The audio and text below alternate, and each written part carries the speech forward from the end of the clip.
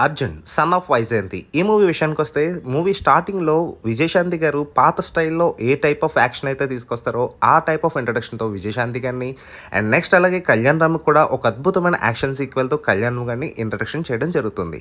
And movie విషయానికొస్తే routine story అనిపిస్తుంది. And ఎక్కడ చూసిన ఫీలింగ్ అయితే మనకి క్లియర్ కట్‌గా తెలుస్తుంది. తల్లి ఒక బిడ్డని ఒక సరైన పొజిషన్‌లో పెట్టాలనుకుంటది.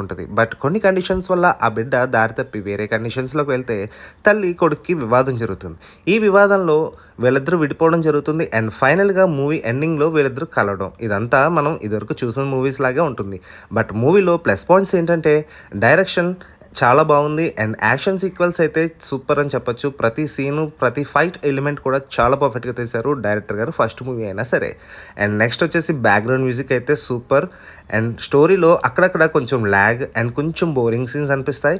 అండ్ ఓవరాల్‌గా క్లైమాక్స్ సీన్ అయితే ఎవరు కూడా అన్‌ప్రెడిక్టబుల్ అని చెప్పొచ్చు. కళ్యాణ్ రామ్ గారి యాక్షన్ అయితే ఇరగదీసేశారు.